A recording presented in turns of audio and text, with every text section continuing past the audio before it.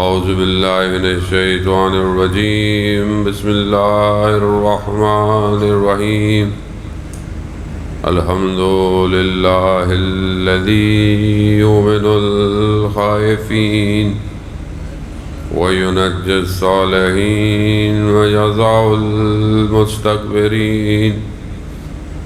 ویہلک ملوکا ویستخلف آخرین والصلاة والسلام على رسول ثقلین محبوب رب المشرقین والمغربین جد الحسن والحسین نبینا سیدنا بالقاسم محمد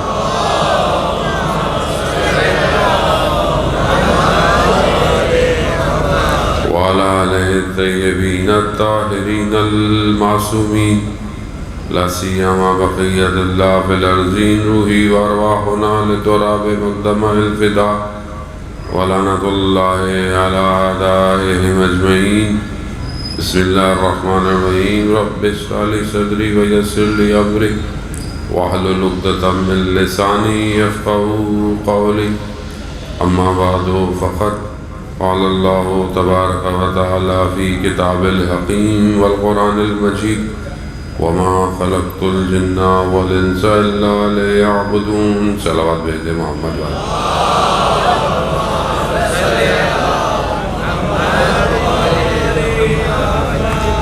عزیزان محترم، ایام فاطمیہ سلام اللہ علیہ کی دو روایات تاریخ کے حساب سے ایک 13 جمادی الاول ہے اور ایک 3 جمادی الثانی ہے۔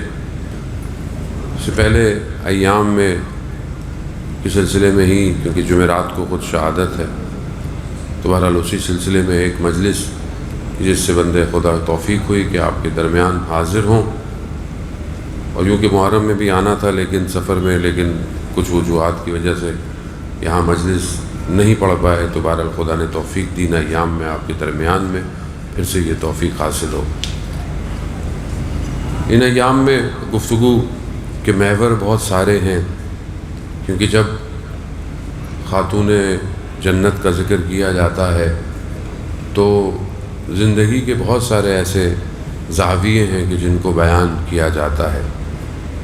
کہ بہرحال ہماری مسلسل گفتگو ان ایام میں جو کوشش ہے کہ وہ کی جائے، اور خدا اس کی توفیق عطا فرما رہا ہے اور آگے بھی دیتا رہے گا، وہ یہ ہے کہ ہم بی بی سلام اللہ علیہ کی زندگی سے اپنے لیے زندگی گزارنے کا راستہ نکالیں، کیونکہ پروردگار نے ان کو انتخاب کیا ہے، منتخب کیا ہے۔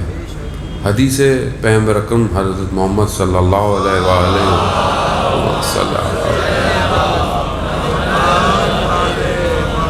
کہ میری بیٹی فاطمہ سید النساء اہل الجنہ، ایک حدیث یہ ہے کہ نساء العالمین ہے، یعنی پورے عالمین کی خواتین کی سرور ہیں، سردار ہیں، اسی طرح جنت میں بھی خواتین کی سردار ہیں۔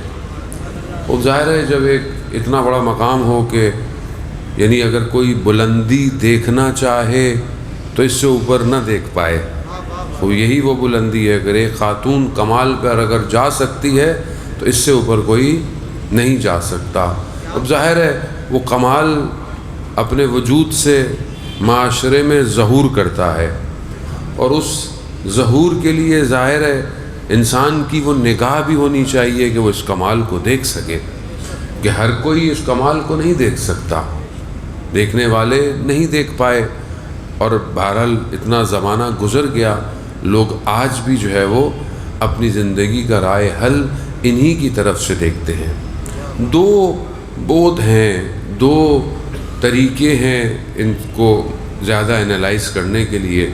ایک ان کا ظاہری وجود ہے کہ جو بشریت کے لبادے میں آیا، اور ایک ان کا نورانی وجود ہے کہ جس کا احاطہ ہر چیز کے اوپر ہے۔ خدا نے ان کو بہرحال قرار ایسے دیا۔ حدیث ہے کہ ایک وقت میں فرشتوں نے جب ایک ظلمت کو دیکھا تو گھبرا گئے، اور پھر اچانک سے ایک روشنی آئی اور نور پھیل گیا، تو خود ملائکہ حیران ہیں کہ پروردگار یہ کس کا نور ہے؟ تو پروردگار کہتے ہیں کہ یہ فاطمہ کا نور ہے جس نے جلوہ کیا ہوا۔ خوب بہرحال ہم ایک چھوٹے سے طالب علم ہوتے ہوئے قاصر ہیں ان مطالب کو اخذ کرنے کے یا ان مطالب کو سمجھنے کے۔ بہرحال اگر ہم وہ بشریت کے لبادے میں جو کمال ظاہر ہوا ہے اگر ہم اس کو بھی سمجھ لیں، ہماری زندگی کمال پہ پہنچ سکتی ہے۔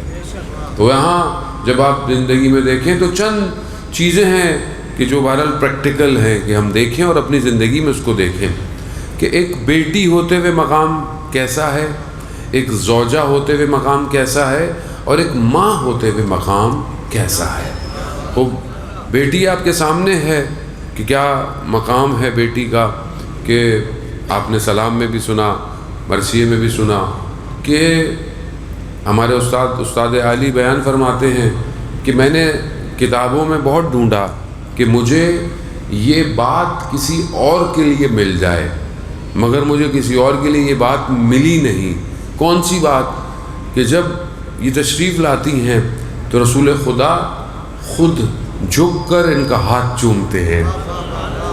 کہا کہ یہ مجھے کسی اور کے لیے مل جاتا، کسی اور کو بھی چومتے، نہیں مجھے ملا نہیں کسی کے لیے۔ اور یہ متواتر ہے، یعنی اپنی بیٹی کو ایسا نہیں ہے کہ ایک دفعہ ہو، نہیں، اکثر و بیشتر اوقات جب بھی بیٹی سے ملتے تھے تو بیٹی کے ہاتھ کا بوسہ لیتے تھے۔ وہ اب یہاں دیکھیں بہرحال ایک باپ ہوتے ہوئے ایک بیٹی ہوتے ہوئے مقام یقیناً ہے، لیکن وہ جو روایات بیان شروع ہو جاتی ہیں پھر وہ مقام وہاں پر وہ خود ایک شخصیت اور ایک ہستی ہے۔ وہ یہ کیسے اس مقام پہ یقیناً خدا انتخاب کرتا ہے، لیکن پھر انسان بھی تو اس امتحان کو پورا کرتا ہے کہ جو ہم زیارت پڑھتے ہیں حضرت فاطمہ سلام اللہ علیہ کی کہ السلام علیکی یا ممتنعات و امتحان، یعنی سلام و آپ پر کہ جو اس دنیا میں آنے سے پہلے ہی اپنا امتحان دے چکی ہیں اور دنیا کے اندر امتحان الگ دیا۔ تو وہاں پر جو ہے وہ ہمیں اس خاتون کا وہ اطاعت الہی میں ہوتا ہوا محور نظر آتا ہے کہ وہاں یہ ایک بہترین بیٹی ثابت ہو رہی ہیں۔ یعنی رسول خدا گھر میں آتے ہیں، دیکھتے ہیں کہ بیٹی پریشان ہے۔ کہا فاطمہ کیا ہوا، چہرے کا رنگ کیوں اتنا؟ کہا بابا مجھے قیامت کا منظر پریشان کر رہا ہے۔ اور سوچیں خوب یہ نگاہ کہاں پر ہے؟ ہماری زندگی کی کیا پریشانیاں ہیں؟ ہمیں تو ظاہری زندگی پوری نہیں ہو رہی ہے، یہ پریشانی وہ پریشانی۔ ہم مسلمان ہوتے ہوئے ایمان رکھتے ہیں کہ ہم نے ادھر جانا ہے، حساب کتاب ہے، لیکن ہماری کوئی فکر نہیں ہے وہاں کے لیے۔ اگر فکر ہوتی تو ہمارا معاشرہ کتنا اچھا ہو چکا ہوتا۔ اگر ہمیں یہ فکر ہو کہ ہم سامنے والے سے جو بات کر رہے ہیں، سامنے والے سے جو بیہیویئر ہے ہمارا، برخورد ہے، جو بات زبان سے نکل رہی ہے یا اس کے بارے میں سوچ رہے ہیں، اگر غلط سوچ رہے ہیں تو یہ غلط سوچنے کا ہم نے کہیں جواب دینا ہے، لیکن کیونکہ ہماری توجہ نہیں ہے۔ ہم ایک دوسرے سے ملیں یا گھر کے اندر، اگر ایک آج کا باپ گھر کے اندر آتا ہے اور بیٹی کے چہرے پر پریشانی ہے تو آج بیٹی کی پریشانیاں کیا ہیں؟ مثلا دنیاوی لباس نہیں ہے، یہ کپڑے نہیں ہیں، آج کل تو فون چاہیے سب کو، فلانا فون نہیں ہے، فلانا یہ نہیں ہے، اس کے پاس یہ ہے، اس کے پاس یہ۔ آج کل تو بیٹیوں کی پریشانیاں بھی یہی ہوں گی۔ یا اس کے علاوہ آپ دیکھ لیں، وہاں دیکھیں ایک بیٹی اپنی پریشانی کا اظہار کیا کر رہی ہے کہ بابا مجھے قیامت کا منظر پریشان کر رہا۔ کیوں؟ کہا وہاں سب کچھ عریاں ہوگا۔ عریاں یعنی ہر چیز ظاہر ہوگی، کوئی چیز چھپی ہوئی نہیں ہوگی وہاں پر۔ یہاں میں لباس پہن کر، خوشبو لگا کر اپنے آپ کو چھپا لیتا ہوں، کسی کو کیا پتا میرے اندر کیا ہے۔ وہاں میں چھپا نہیں سکتا اپنے آپ کو، جو ہے سب ظاہر ہو جائے گا۔ اب جیسا بھی ہے، برا ہے تو اور سب کے سامنے ظاہر ہوگا۔ ایسا نہیں ہے کہ یہ فلم صرف آپ کو دکھائی جائے گی، یہ فلم سب کو دکھائی جائے گی۔ اور آپ کیونکہ ہمیں اس کا ادراک نہیں ہے، اس لیے ہم سب کچھ کرتے پھرتے ہیں۔ ابھی مثال کے طور پر آپ دیکھیں، اگر آپ کی آنکھوں کے ساتھ ایک کیمرہ لگا ہوا ہو، اور کیمرہ بھی ہو جو غیر محسوس ہو، اور آپ کو یہ کہا جائے کہ سارا دن جو آپ دیکھیں گے رات کو 9 بجے پرائم ٹائم پہ ٹی وی پہ دکھایا جائے گا، پھر آپ کیا دیکھیں گے سارا دن؟ نظریں جھکا گئی، چلو تو اچھا ہے بھائی، یہ تو سب کو دکھا دیں گے، یہ تو جہاں جہاں میری آنکھیں جا رہی ہیں تو سب لوگ دیکھیں گے یہ کیا کیا دیکھتا ہے بھائی پورا دن. اور ساتھ میں اگر سوچیں بھی فلم بن جائیں تو واویلا ہے. تو ایک دن کچھ گھنٹے ہم چل سکتے ہیں ایسے، اب بولیں گھر میں بیٹھے رہو، اچھا ہے ایک ہی چیز دکھائیں. خطرناک ہے. یہ تو وہ رحمان ہے جس نے ہمیں معاف کیا ہوا ہے، ورنہ پرانی قوموں پہ جو لوگ جو گناہ کرتے تھے ماتھے پہ آ جاتا تھا، یہ دروازے کے باہر. یہ تو رحمت للعالمین کا صدقہ ہے، اس پیغمبر اکرم کا، اس ذات مبارک کا، کہ جس کی وجہ سے ہم لوگ بچے ہوئے، ورنہ ہمارے کام کو اچھے نہیں ہیں. عزیزان محترم، وہ آپ دیکھیں قیامت میں، یہاں تو چلیں بچت ہو گئی، قیامت میں سب دکھایا جائے گا کہ آپ کیا سوچتے تھے، کب سوچتے تھے، کس کے لیے کیا وہاں انسان شرمندگی سے مر جائے گا. آپ ہم ایک دوسرے کو سوچیں گے، آپ میرے بارے میں سوچیں کتنے اچھے مولانا تھے، یار یہ تو اتنے اچھے تھوڑی ہیں، تو یہاں نظر آ رہا ہے. تو وہاں آدمی ایسی پریشانی. اسی لیے امام سجاد علیہ السلام، اللہم صلی علی محمد، امام اپنی دعا میں ارشاد فرماتے ہیں کہ پروردگار تو نے اس دنیا میں پردہ ڈال کر رکھا ہوا ہے، مجھے تیری ستاریت کی اس دنیا میں زیادہ ضرورت ہے. یعنی یہاں تو نے پوشیدہ رکھا ہوا ہے، چھپا کے تو ستار ہے، چھپا کے رکھا ہوا ہے، وہاں مجھے زیادہ ضرورت ہے جہاں سب کچھ عیاں ہوگا. خود بی بی فرماتی ہیں بابا مجھے قیامت کا منظر پریشان کرتا ہے. ایسے میں حضرت جبرائیل علیہ السلام نازل ہوئے اور کہا رسول خدا سے کہ اے اللہ کے نبی، پروردگار نے سلام بھیجا ہے اور فاطمہ کو بھی سلام بھیجا ہے، اور فاطمہ سے کہیے پریشان نہ ہوں، ہم قیامت میں ان کے چاہنے والوں کو نور کے دائروں میں رکھیں گے. وہ آپ دیکھیں ان کی ذرا سی پریشانی نے ہمیں کتنا بچا لیا. یہ چیزیں شاید ابھی ہم محسوس نہیں کر سکتے عزیزان محترم، یہ وہاں جائیں گے تو پتہ چلے گا. اور وہاں جانے سے کوئی انکار نہیں کر سکتا، چاہے آپ جتنی بھی جو ہے وہ زندگی جو ہے وہ لاپرواہی میں گزاریں، موت برحق ہے اور مرنے کے بعد بھی معاملہ برحق ہے، چاہے آپ اس کو مانیں یا نہ مانیں. وہاں پہ اگر کوئی صحیح ہو پایا کمال وہی ہے. یقیناً زندگی اچھی گزارنا کمال ہے، لیکن اصل آخرت زندگی جو ہے وہ زیادہ کمال ہے. اور اہل بیت علیہ السلام جو ہمیں طریقہ بتا کر گئے وہ آخرت کا طریقہ ہے. مگر رسول خدا سے بڑھ کر کوئی ذات اور کوئی ہستی ہے؟ مگر خوراک رسول کی کیا ہے؟ جو. اور میٹھا کیا ہے؟ سب سے چیز کھجور. اور جو چیز سے اگر کوئی چیز جلتی ہے تو اسی کھجور کے درخت کے پتے ہیں. یہ خیر البشر کی زندگی یہ ہے. اور ہم اپنے لیے پتہ نہیں دنیا میں کیا کیا کرنے کے چکر میں ہیں. اس کے بعد بھی اگر آخرت سوالیہ نشان ہو تو نقصان میں کون ہے؟ میں خود ہوں. ذہن محترم، وہ انہوں نے اپنی زندگی لیسٹ ہیومن گزاری، یعنی کم سے کم جو زندگی گزاری جا سکتی تھی اہل بیت علیہ السلام نے وہ زندگی گزاری ہے، کم سے کم جو ہو سکتا تھا. ہمارے لیے اس کو درک کرنا مشکل ہے. صحیح حقیقت میں رہبر لیڈر وہی ہوتا ہے کہ جس کی خوراک اپنی عوام کے کم سے کم شخص کی خوراک ہو. مولا متقیان، یا یوں کہیں کہ دنیا کے سارے گھروں میں افضل گھر کون سا ہے؟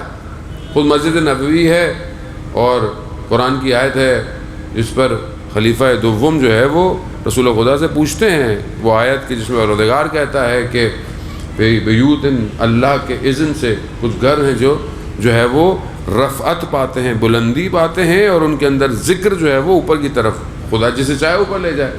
خلیفہ دوم رسول خدا سے پوچھتے ہیں کہ یا رسول اللہ یہ کن گھروں کی بات ہو رہی ہے؟ کہا یہ انبیاؤں کے گھر. تو انہوں نے اشارہ کیا اس ایک گھر کی طرف کہ جس کا دروازہ مسجد میں کھلتا تھا. کہا کہ یا رسول اللہ کیا یہ گھر اس میں شامل ہے؟ رسول خدا فرماتے ہیں کہ یہ گھر ان سب گھروں میں افضل ہے۔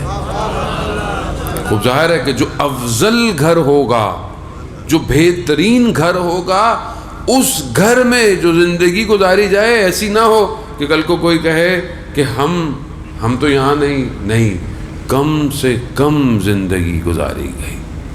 خوب کیسی اپنی بیٹی کو رخصت کیا عزیزان محترم کہ چند چیزوں کے ساتھ بیٹی کو جو ہے وہ رخصت۔ خوب یہ ہمارے لیے رول ماڈل ہے، یہ سیرت ہے۔ لیکن ہمارے ہاں شادی بیاہ ہو تو صرف سیرت میں حدیث قصہ ہے بس، اور وہ بھی گھر میں ہوتی ہے الگ سے کمرے میں، اس کے بعد کچھ اور ہی ہوتا ہے پھر۔ جیسے ہمارے ہاں بیچارہ مولانا کہیں جائے سب مسلمان ہو جاتے ہیں، جیسے مولانا صاحب گئے چلو تو کناتے بھی ہٹا دو، ٹھیک ہے۔ خوب ایسی سیرت پھر زندگی پہ اثر نہیں کرتی۔ سیرت وہ ہے جو عملی طور پر ہو سیرت۔ خوب کیوں ہم دنیا کے دکھاووں کے پیچھے اپنی دنیا اور آخرت دونوں برباد کرتے ہیں؟ کیوں ہم اپنی بیٹیوں کو سادگی سے رخصت نہیں کرتے؟ کیوں ہم ان کی تربیت نہیں کرتے ایسی کہ وہ بیٹی تقاضا ہی نہ کرے؟ تو ہم کیونکہ ہمیں اللہ سے زیادہ لوگوں سے محبت ہے، اور لوگوں کی محبت کچھ نہیں دے گی عزیزان محترم۔ خوب اگر اہل بیت کے در پر آ کر دروازہ کھٹکھٹا رہے ہیں تو خوب اہل بیت جیسی زندگی گزارنے کی کوشش تو کریں کہ چند چیزوں میں بیٹی کو رخصت کیا۔ اور جب اب بیٹی چلی گئی تو ایسا نہیں کہ رسول خدا نے بیٹی کو چھوڑ دیا، یعنی ہر روز اپنی بیٹی کے گھر جاتے ہیں، اور وہاں جب شادی کے بعد جب بیٹی جو ہے وہ بیوی میں شوہر میں زوجہ میں تبدیل ہو گئی ہے حضرت علی علیہ السلام کی، تو دوسرے دن کیا سوال پوچھتے ہیں کہ علی آپ نے فاطمہ کو کیسا پایا؟ اور وہاں آپ دیکھیں یہ ہم سب کے لیے رول ماڈل ہیں، لیکن کیا ہماری یہاں تو شادی کے ایسا شادی ہوتی ہے کہ نماز ہی نہیں پڑھ پاتا آدمی۔ خود سوچیں کوئی نماز ہی نہیں ہے، نماز ہوگی کہ بھی نہیں ہوگی۔ وہاں مولا کائنات کیا فرماتے ہیں؟ یا رسول اللہ میں نے فاطمہ کو اللہ کی عبادت میں مددگار پایا۔ کیا ہماری زندگی کی ابتدا ایسی ہے؟ ہمارے یہاں تو پورا دن میک اپ ایسا ہوگا، وضو کون کرے گا؟ عبادت کون کرے گا؟ ساری رسمیں کروا لو، نماز کون پڑھے گا؟ کسی کو نہیں پتا۔ دلہا میاں بھی بہت دیر سے پارلر میں بیٹھے ہوئے ہیں، خواتین تو ویسے ایک دو دن پہلے چلی جاتی ہیں۔ عزیزان محترم ہم کس کی سیرت کو فالو کر رہے ہیں؟ پھر جب زندگی میں مشکلات آتی ہیں تو پھر ہم ہلنا شروع ہو جاتے ہیں۔ جب اطاعت اور بندگی نہیں تو مشکلات تو آئیں گی، اور یہ مشکلات ہماری اپنی ہیں، یہ مشکلات اللہ کی طرف سے نہیں ہیں عزیزان محترم، وہ ہماری اپنی مشکلات ہیں۔ وہ آپ یہ گھر کے اندر دیکھیں، چند دن سے گھر میں کھانے کا چیزیں اتنی نہیں ہیں بچوں کے لیے، مولا کو پتہ چلتا ہے، کہا آپ نے سیدہ مجھے بتایا نہیں، کہا میں نے بابا نے مجھے یہ وصیت کی، بابا نے مجھے یہ نصیحت کی ہے کہ علی سے کسی چیز کا تقاضا نہیں کرنا، اور کہا مجھے حیا آتی ہے کہ جو چیز آپ کے لیے سخت ہو میں آپ سے اس کا تقاضا کروں۔ اللہ، وہ کہاں ہیں ایسی زوجہ، کہاں ہیں ایسی بیٹیاں آج کے دور کے اندر؟ یہاں تو آج کے دور کے اندر لوگ قرضوں کے اندر ہی ایک دوسرے کی خواہشات ہی پورے نہیں ہو رہی ہیں۔ کیوں؟ کیونکہ قناعت نہیں ہے۔ یہ گھر در سے قناعت دے رہا ہے، اور جو قانے ہو جائے، قناعت کے معنی کیا ہیں؟ جب حضرت جبرائیل سے حضرت محمد مصطفیٰ صلی اللہ علیہ وآلہ وسلم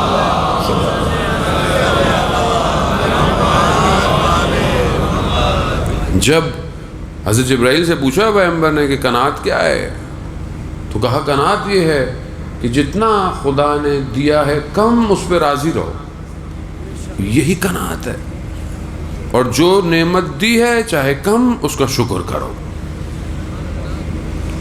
وہ بھی ایک شخص ہمارے استاد بتا رہے تھے کہ اپنی زوجہ کے ساتھ گاڑی میں شہر کے مہنگے علاقے میں چلے گئے، اب دیکھا تو گھر، اتنے بڑے بڑے گھر، بہترین گاڑیاں.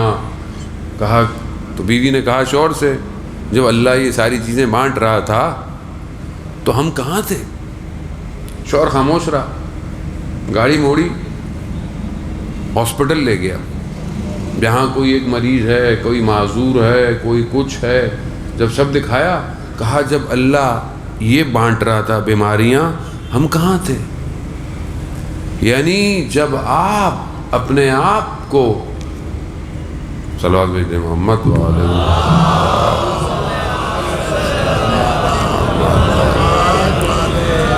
یعنی جب آپ اپنے سے اوپر دیکھیں گے تو ظاہر ہے آپ ہمیشہ، اور روایت ہے، اپنے سے نگاہ کبھی اوپر نہ دیکھو، یہ تمہارے لیے مایوسی لے کر آئے گی. اپنے آپ کو نیچے دیکھو کہ کتنے لوگ چل نہیں سکتے. تمہارے پاس ٹانگیں تو ہیں، کتنے لوگ دیکھ نہیں سکتے.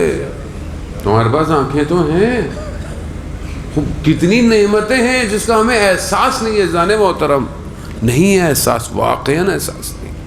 اس لیے جو روایات ہیں کہ کچھ چیزوں سے پہلے دیکھ لو، خاص طور پہ صحت کو بیماری سے پہلے دیکھ لو، جوانی کو بڑھاپے سے پہلے اس کی قدر کر لو.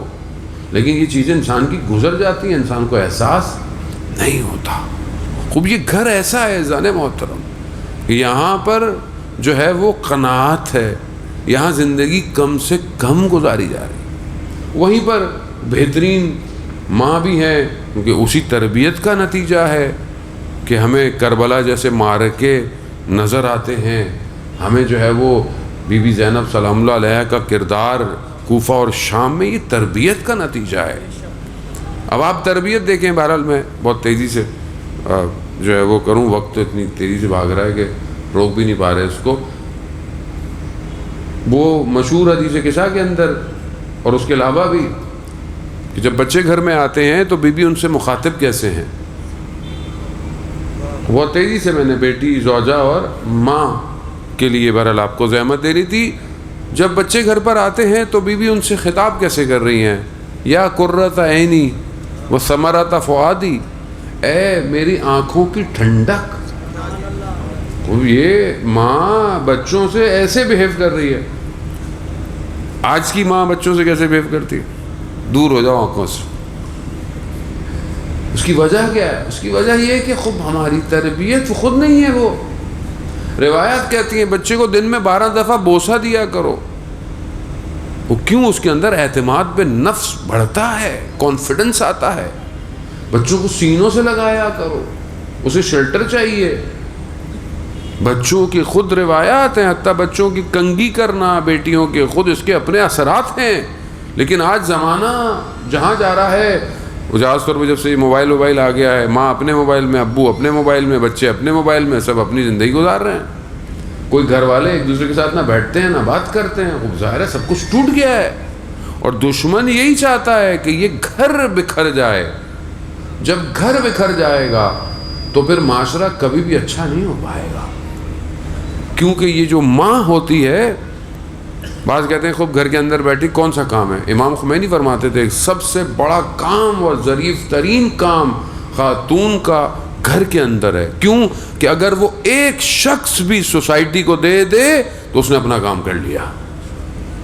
آج دنیا جن لوگوں کی وجہ سے چل رہی ہے ان کے پیچھے وہ گمنام مائیں ہیں جن کا نام نہیں ہے، جن کو کوئی جانتا نہیں ہے، مگر ان ماؤں کے یہ اولادیں ہیں کہ آج دنیا کو چلا رہی ہیں. یہ سامنے ہے.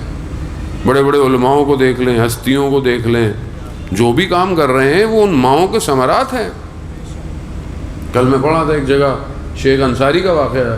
شیخ مفید کتنے بڑے عالم دین تھے، کتنا علم تھا، کتنے بات کی، جتنے بھی 100-150 سال کے آس پاس جتنے بھی تھے سب مجتہد انہی کے شاگرد انہی کی چیزوں سے تھے.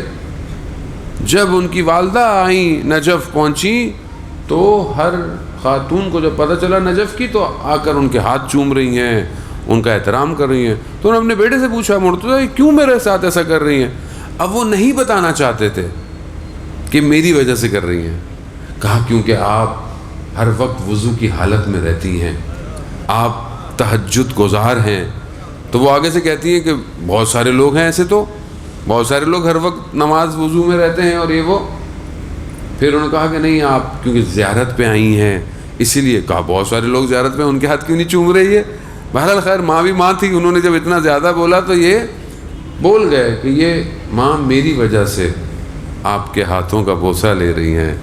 تو آگے سے کہتی ہیں تمہارے میں کون سی ایسی خاص بات ہے مرتضیٰ, تم بھی تو ایک عام آدمی ہو. تربیت, یہی تربیت انسان کو عبد خدا بنا دیتی ہے. خوب کیا ہمارے گھروں میں ہے تربیت؟ کیا ہم اس کے لیے کوئی پلاننگ, کوئی چیز؟ اور یہ تربیت ایک دن سے نہیں ہوگی. جب بیٹی آپ کے گھر میں, جب آپ اس کی تربیت کریں گے تو کل یہ ایک بہترین ماں ثابت ہوگی. یہ ماں ایک دو دن میں ثابت نہیں ہو سکتی ہے. خوب اس کی وجہ کہ جو جوان اپنے لیے ایک زوج کا انتخاب کر رہا ہے تو اس کا ہدف کیا ہے انتخاب کرنے کے لیے؟ وہ کیا انتخاب کر رہا ہے؟ کیا وہ اس کا انتخاب کر رہا ہے کہ اسے خدا کا قرب حاصل کرنا ہے, خدا تک جانا ہے, یا نہیں آج دنیا پہ انٹرنیٹ پہ تصویر پسند آ گئی, فیس بک پہ شادی ہو گئی, فلانا ہو گیا, شادی ہو کے آئی تو فلٹر اتنے لگے ہوئے تھے تو پتہ ہی نہیں چلا کہ کچھ اور ہے. خوب پھر سب ایسے ختم ہو جائے گا. نہ خاندان دیکھے, نہ تربیت دیکھی, نہ گھر دیکھا. عزیزان محترم, وطن کی طہارت جو ہے وہ ایسی خواتین پیدا کرتی ہے. خوب کتنا انسان پاک ہے آج ہمارے گھروں کے اندر, پاکیزگی کتنی ہے, حلال حرام کا کتنا خیال ہے, لقمہ حلال آ رہا ہے کہ حرام آ رہا ہے. اور یہ جو ٹی وی میڈیا اور یہ جو ڈرامے اور فیس بک اور انسٹاگرام یہ جو ہر وقت صبح شام چل رہا ہے, خوب یہ انسان بنا رہا ہے کہ حیوان بنا رہا ہے؟ خوب انسان اپنی صرف خواہشات اور شہوت کو پورا کر رہا ہے. تربیت کتنی ہے انسان کی. خوب یہ تو کبھی بھی کوئی ایسی خاتون نہیں دے گی معاشرے کو کہ جس کے وطن سے جو ہے وہ وقت کے امام کے سپاہی پیدا ہوں گے.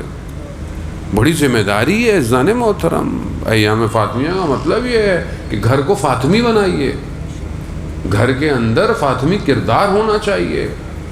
خوب جب آپ ایسا کریں گے تبھی تو پھر آپ وقت کے امام کے لیے اس حکومت کا قیام کر پائیں گے کہ جس کا انتظار ہو رہا ہے.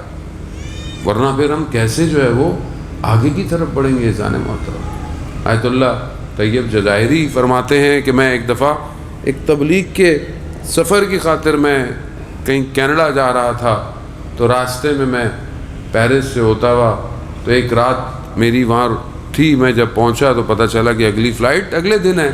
میں ایئرپورٹ پہ بیٹھا ہوا تو وہاں کچھ خواتین فارسی بولتی تھیں. انہوں نے کہا کہ آپ یہاں کیا کر رہے ہیں؟ کہا میری اگلی فلائٹ ہے. کہا یہ تو فلائٹ اس ایئرپورٹ پہ نہیں ہے, یہ تو دوسرا ہے اور ایئرپورٹ بہت دور ہے, اور انہوں نے آپ کے ساتھ آپ کو بتانا چاہیے تھا, اور ابھی تو رات ہے, فلائٹ صبح ہے. خیر انہوں نے کافی کرا کر وہ جو بندہ لے کر آیا تھا اس سے کہا تو اس کو ہوٹل دیا, بس پہ کرا کر انہیں وہاں بھیج دیا. اب دوسرے دن صبح یہ تھا کہ وہ شخص آئے جو فارسی بھی بولتا ہے, فرینچ بھی بولتا ہے, ان کو لے کے جائے. خلاصہ اس نے بہت لیٹ کر دیا, بڑی مشکل سے اس نے ان کو اسی ایئرپورٹ پہ چھوڑا اور خود بھاگ گیا جلدی جلدی. اب جہاں پہنچے انہوں نے وہ کارڈ دکھایا, بورڈنگ پاس, تو کہا یہ تو ٹرمینل 3 ہے, آپ کو تو ٹرمینل 1 میں جانا, اور ابھی گھنٹہ باقی ہے آپ کی فلائٹ میں اور آپ لیٹ ہو رہے ہیں. خیر یہ بھاگتے بھاگتے کہتا میرے ہاتھ میں کتابیں تھیں, کافی بھاری تھیں, اور میں ایک بس کو روکوں دوسری کو روکوں مگر میرے پسینے چھوٹ گئے, کوئی مجھے سوار ہی نہیں کر رہا. کہا ایسے میں نے بی بی سے توسل کیا, کہا بی بی میں آپ کے فرزند ہی کے لیے مجالس پڑھنے جا رہا ہوں, لوگ انتظار کر رہے ہیں. کہ ایسے میں دیکھا کہ ایک شخص آیا اور اچانک سے اس نے مجھے دیکھا اور کہا مرحبا. تو میں نے کہا یہ تو عربی بولتا ہے. میں نے اس پہ عربی بات کی تو اس نے ایسے اس نے بولا کہ تقریباً یہاں سے گھنٹے کا سفر بھی ہے اور آپ کا تقریباً گھنٹہ ہی رہ گیا. خیر اس نے بہت کوشش کی مجھے بس پہ بٹھانے کی مگر بس نہیں. تو کہنے لگا کہ اب یہ ہے کہ میں آپ کو خود گاڑی پہ چھوڑ کے آؤں. اب میں بھی گھبرایا بھی صحیح کہ پتہ نہیں دوسرا ملک ہے, کون ہے, کیا ہے, لیکن بہرحال میں بیٹھ گیا, مجبوری تھی, بیٹھا. تو خیر میں نے اسے پوچھا تمہیں عربی کہاں سے آتی ہے؟ تو کہا میں بہرحال میں فوج میں ہوتا ہوں یہاں. میں نے کہتا میں اور گھبرا گیا, میں نے کہا یہ کہیں اور ہی نہ لے جائے مجھے. تو کہا نہیں میں اردن میں تھا, مجھے عربی آتی. تو خلاصہ خیر مجھے بہت تیزی سے وہ لے گیا اور وہاں جا کر اس نے مجھے چھوڑا. تو میں نے دیکھا کہ پہنچا, لیکن جو رش تھا اندر جانے کا, پھر میں نے دیکھا کہ میں پھر رہ جاؤں گا. پھر میں نے دوبارہ توسل کیا, کہا کہ جب اس بندے کو میری مدد کے لیے بھیجا ہے تو مجھے یہاں سے بھی جو ہے وہ جلدی, تو دیکھا اچانک سے ایک اور گیٹ کھولا اور مجھے جلدی سے جو ہے وہ اندر کی طرف لے گیا. یہ زندگی کی سادہ نارمل مثالیں ہیں, لیکن اس سے ظاہر یہ ہوتا ہے کہ جب آپ مشکل میں پھنستے ہیں تو آپ کس کو پکارتے ہیں, اور یہ تبھی ممکن ہے کہ جب آپ ان کا ذکر کرتے ہوں گے. ورنہ عام زندگی میں جب انسان مشکل میں پھنسے تو وہ ادھر دیکھتا ہے, کبھی ادھر دیکھتا ہے, کبھی اس کو فون کرتا ہے, کبھی خوب زیادہ اسباب ضروری ہیں, وسیلے ضروری ہیں, لیکن ان وسیلوں تک جانے کے لیے پہلے آپ کہاں جاتے ہیں؟ تو جو خدا پر توکل کرتا ہے خدا اس کے لیے راستے خود کھولتا ہے, لیکن جو خدا پر توکل کے بجائے پہلے لوگوں کے پاس چلا جائے تو خدا بھی اسے رلا دیتا ہے. حدیث قدسی ہے, خدا اپنے بندے سے کہتا ہے, اے بندے اگر تم نے وہ کیا جو میری چاہت ہے تو میں ہر وہ چیز کروں گا جو تمہاری چاہت ہے, لیکن اگر تم نے وہ نہیں کیا جو میری چاہت ہے, زمین پر تم خوار پھرتے رہو گے مگر وہ نہیں پاؤ گے جو تمہاری چاہت ہے. خوب انسان اپنے آپ کو خدا کی طرف متوجہ کرے. بی بی سلام اللہ علیہ کا جو کمال تھا وہ یہی تھا کہ عبادت میں ایسے کھڑی ہوتی تھیں کہ خود امام حسن مجتبیٰ علیہ الصلوۃ والسلام ارشاد فرماتے ہیں,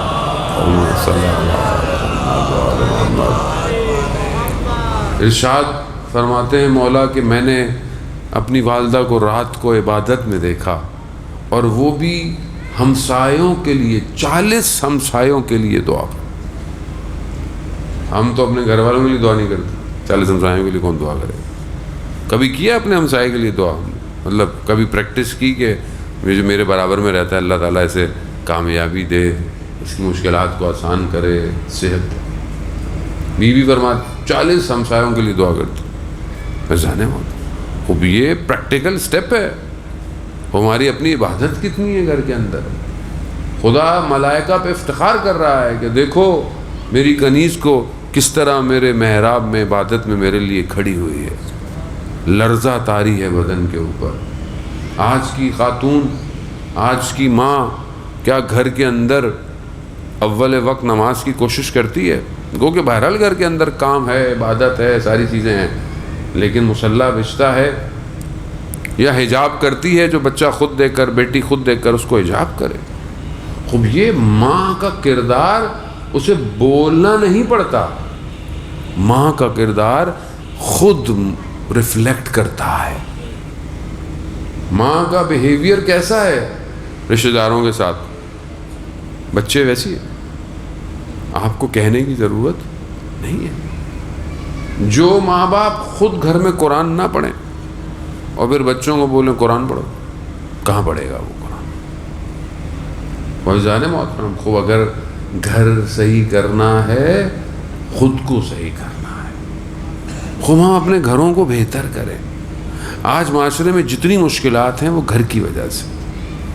باہر مشکلات باہر جو آپ کو نظر آتا ہے وہ جھوٹ بول رہا ہے, وہ چوری کر رہا ہے, وہ دھوکہ دے رہا ہے, وہ 2 نمبری والی حرکت کر رہا ہے, وہ کم تول رہا ہے, وہ حسد کر رہا ہے. خوب یہ کہاں ہے؟ باہر کون لوگ ہیں؟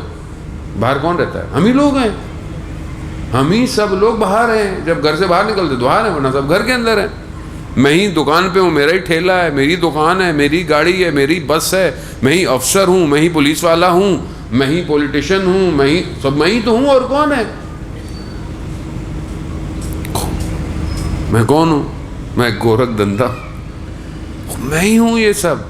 جب میں صحیح نہیں ہوں تو سب خراب ہے باہر. میں صحیح ہو گیا سب ٹھیک ہو جائے گا. لیکن میں اپنے آپ کو صحیح کرنا نہیں چاہتا. میں چاہتا ہوں وہ صحیح ہو جو باہر ہے. وہ کیسے صحیح ہوگا؟ وہ میں ہی تو ہوں.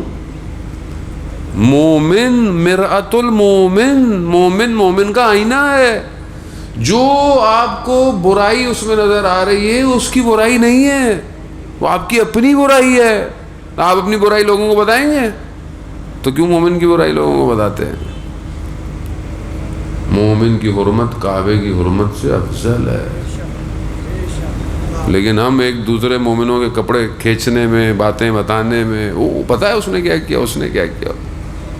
اور گھروں میں تو یہ بہت ویسے ہی بہت اچھا ہوتا. خواتین کا بہترین مشغلہ ہے ویسے تو دوسروں کی باتیں بتانا، جانے والا ہر ایک چیز کا حساب، جو منہ سے نکلا ہے لکھا جا رہا ہے، سب لکھا جا رہا ہے، اور سب دکھایا جائے گا، سب بتایا جائے گا.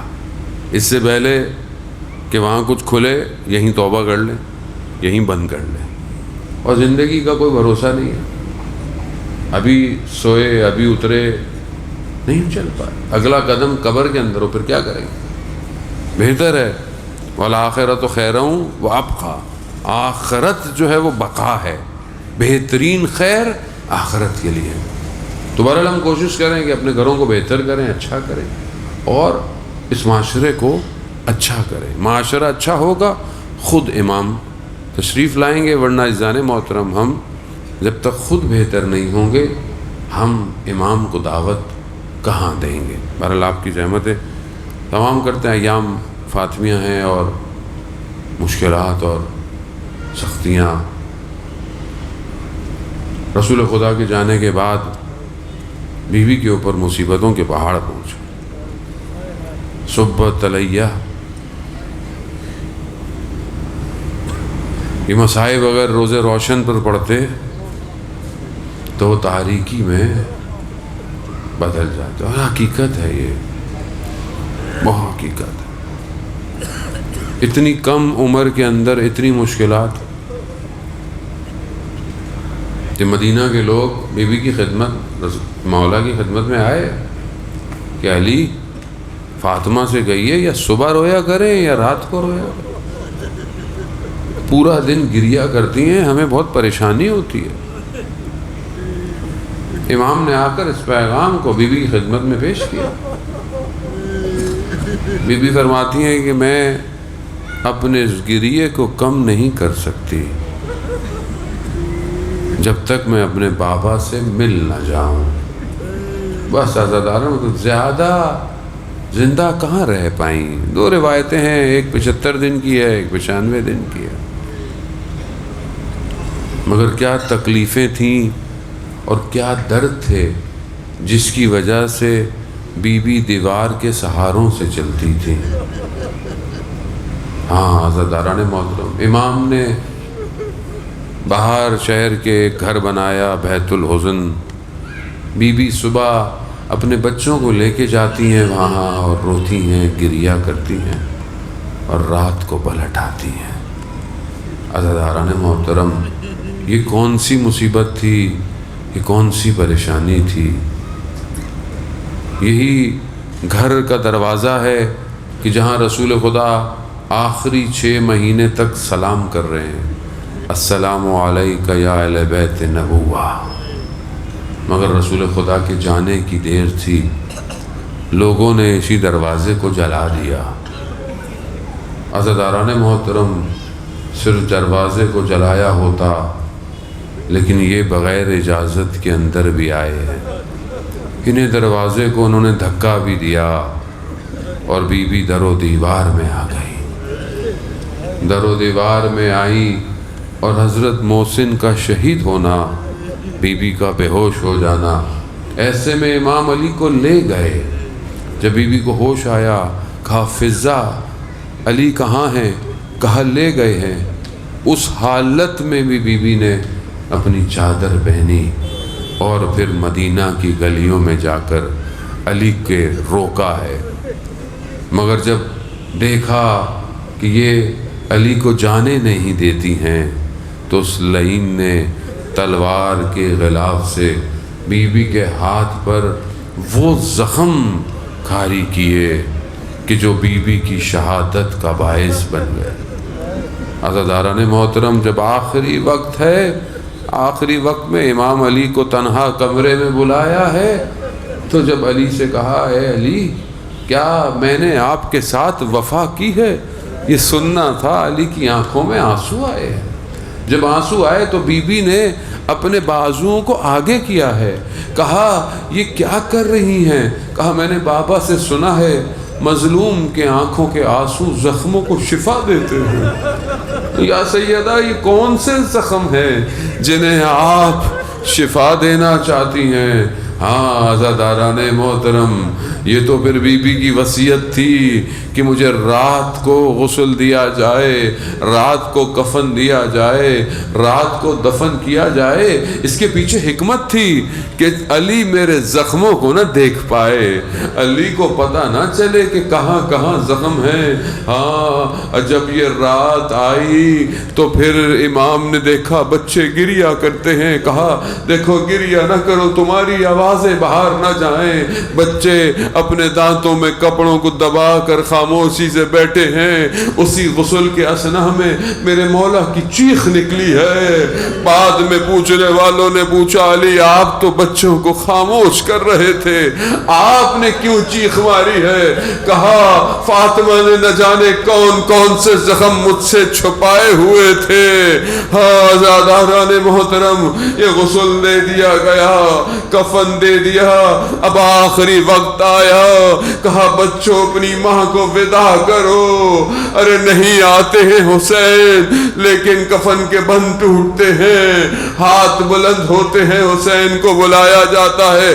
بچوں نے اتنا گریہ کیا کہ آواز آ گئی علی بچوں کو جدا کر دو، یہ نہ ہو کہ عرش پہ کوہرام مچ جائے۔ میں کہوں گا یا امیر المومنین، یہ آپ کا مدینہ ہے، یہ آپ کے بچے ہیں، اور عرش پہ اتنا گریا، لا یوم یوموں کا اب عبداللہ، ارے کربلا ہوگی، یہی آپ کے بچے ہوں گے، ارے ان کے سینوں پر بھی بچے ہوں گے، مگر کوئی پیار سے نہیں ہٹائے گا، تازیانوں تماچوں سے ان بچوں کو جدا کیا جائے گا۔